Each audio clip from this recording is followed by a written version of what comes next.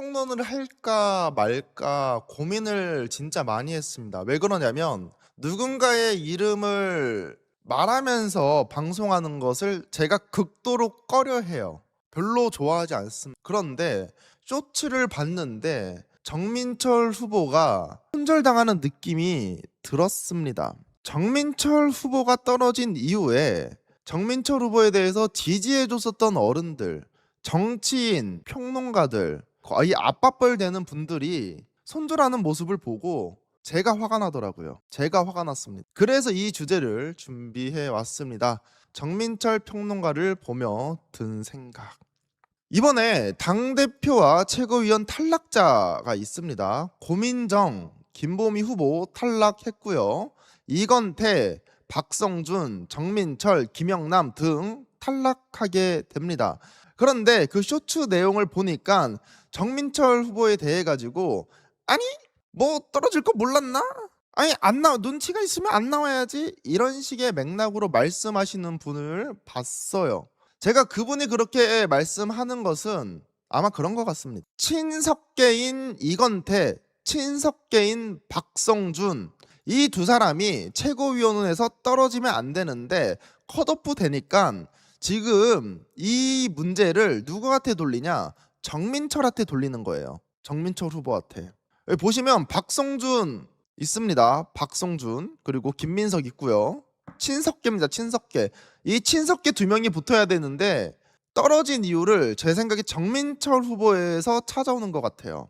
너무하다라는 생각이 듭니다. 정민철 후보 떨어진 이유는 제가 좀 잠깐 생각해 봤어요. 두 가지 이유로 추격될 것 같아요. 첫 번째, 친석계들이 본인들이 이기고 싶으니까 당원 당규를 어기면서까지 불공정하게 지금 선거를 임하고 있습니다. 최고위원제 없었던 거를 만들려고 해서 시도를 했었는데 실패로 돌아갔고요. 선호투표제 원래 안 되는 건데 선호투표제가 진행되고 있습니다. 그리고 송영길 후보, 김용 후보 사실상 후보로서의 자격이 미달이라고 볼 수가 있죠. 이 선거는 예외에 예외에 예외에 계속 예외가 들어가요. 이게 선거 때 한 가지만 포함된다고 하더라도 문제가 크게 일어나는데 이번 선거는 정청래 당대표를 보좌해주고 도와주려고 하는 최민희 의원, 한민수 의원, 이성윤 의원 이런 사람들에게 불리하게 진행되려고 지금 계속 진행되고 있습니다. 상식적인 사람들이 보기에 민주당이 민주적이지 않아요. 왜 계속 당원 당규를 어기지? 라는 의문이 있습니다. 그래서 이 불공정함을 느낀 분들이 정민철 후보 안 찍어준 거죠.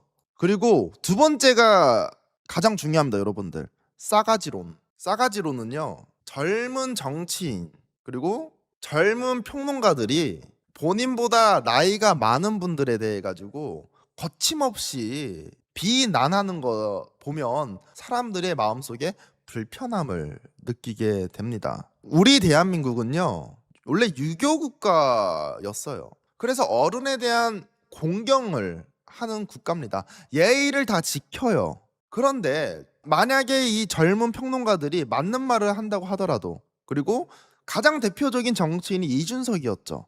근데 이준석 의원도 제 생각에 국회의원이 되긴 했지만 아마 예의 바른 이미지가 있었다라고 하면 훨씬 더 큰 정치인이 될 수 있었을 것 같아요. 근데 40대, 50대 그리고 그보다 더 나이 많은 세대들은요, 약간 싸가지가 없다고 느끼면 그 친구들을 안 뽑아줍니다. 근데 정민철 후보의 스타일을 봤을 때 객관적인 통계나 자료를 통해서 하는 것보다는 감정이 앞서는 평론을 좀 많이 한다고 저는 느껴요.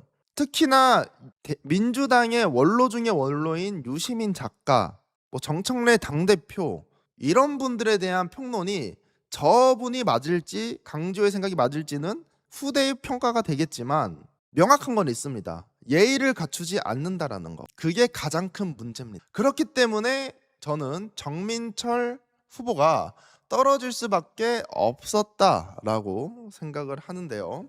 떨어지자마자 정민철 후보를 기획해서 키워줬건 기반이 되어준 어른들이 하나둘씩 손절하는 것 같다라는 생각이 듭니다. 사실 이분 뉴스와 방향이 다르기 때문에 전혀 저한테는 타격이 없어요. 그리고 대변해주고 싶은 마음도 없습니다. 하지만 정민철 후보를 띄워줬던 어른은 다르다라는 거예요. 그 어른들 다 알잖아요, 우리 누군지. 정민철 후보를 띄워줬던 사람들 누군지 다 알잖아요. 이재명 대통령의 X도 있었고요, 김민석의 X도 있었고요, 여러 평론가들이 다 우쭈쭈하면서 키워줬단 말이에요. 지금까지 내용들을 종합해 봤을 때 정민철 후보를 저는 기획해서 최고위원 만들려고 했다. 그리고 정민철 후보에 대해 가지고 안심시켜 주려고 하는 그런 기획자가 있었다라고 생각합니다. 그 기획자가 분명히 있을 것이다. 그렇다라고 하면 그 기획자는 정민철 후보를 어떻게 해줘야 되느냐. 정민철 후보가 어른이에요. 맞아요, 어른입니다. 하지만 어려요. 20대 중반입니다. 그러면 기획해서 이 정민철 후보를 뭐 정치인을 만들건 평론가를 만들던 간에 보호해줘야죠. 정민철을 이렇게 기획했던 사람은. 근데 그런 것들을 전 전혀 보이지 않는다라는 거예요. 사람을 도구화한다, 사람을 쓰고 버리는 사람인 것 같다라는 생각이 듭니다. 청년 정치인들 너무 빨리 정치인 되려고 생각 안 했으면 좋겠습니다. 본인의 그릇보다 큰 선물이 들어올 수가 있어요. 정치 평론하다 보면 얼굴도 많이 알려지고 하다 보니까 인지도가 있잖아요. 여러 가지 제안이 들어올 수 있습니다. 어디에 비상임이사가 될 수도 있고요, 민주당 내에 어떤 당직을 맡을 수도 있고요, 그리고 국회의원, 시의원 제의가 들어올 수도 있겠죠. 근데 이 제의를 딱 받았을 때 제가 받아야 되는 기준을 좀 말씀드리고 싶습니다. 내가 만약에 예를 들면 강지호가 국회의원 제의를 받았어요. 근데 내가 이 제의를 받았을 때 막 날뛸 것 같이 기분이 좋아. 어우, 나 너무 기분 좋은 거야. 그거 독입니다. 받으면 안 돼요. 그거 받으면 배탈 납니다. 절대 받으면 안 돼요. 나를 죽이는 일이야, 나이 젊은데. 왜? 한 번 삐끗하면요, 정치권에서 재기하기 힘들어요. 그래서 어떠한 제의가 들어왔을 때 내가 날뛸 듯이 기분이 좋다, 그거 받지 마세요. 그거 독입니다. 그러면 그런 공적인 자리 제안이 왔을 때 언제 받아야 되느냐? 하기 싫다. 그럼에도 불구하고 계속 제안이 오고, 그냥 내가 봉사한다는 마음을 가지고 해야지, 이런 마음을 들면 받아도 됩니다. 왜? 내가 그 정도 생각하면요, 주변에 있는 사람들이 그런 공직을 한다고 봤을 때 봉사한다고 느껴져야 돼요, 주변 사람들이. 그러면 배탈 나지 않습니다. 그런데 너무 빨리 받은 것 같아요. 너무 기뻤을 것 같아요, 이런 제의를 받았을 때. 그래서 너무나도 안타깝고, 이런 말을 해주는 어른이 주변에 진짜 꼭 있어야 된다라는 겁니다. 주변에 꼭 있어야 된다. 그러지 지금 못하고 있는 것 같아요. 제대로 된 조언을 해주지 않고 계속 띄워주기만 하는 것 같아요. 쓰다 버릴 도구같이. 아마 그렇게 지금 저는 생각되고 있습니다. 누군가가 딜을 도와줬는지 명징되지는 않습니다. 하지만 이대로 두는 것은 진짜 한 사람의 인생을 그냥 쓰다 버리는 거예요. 저는 그런 생각이 있다라고 하면 평론가든 정치인이건 민주진영에는 안 계셨으면 좋겠다라는 게 첫 번째고, 제가 지금 이렇게 생각하는 거, 젊은 친구를 도구화해서 쓰고 버린다라는 그런 기획자들이 있다라고 한다면 정말 안 되는 것이다. 그리고 이러한 생각이 내가 틀렸으면 좋겠다라고 생각을 합니다. 정민철 후보가 이번 뉴스와 걷는 길과 다른 방향을 사실은 걷고 있어요.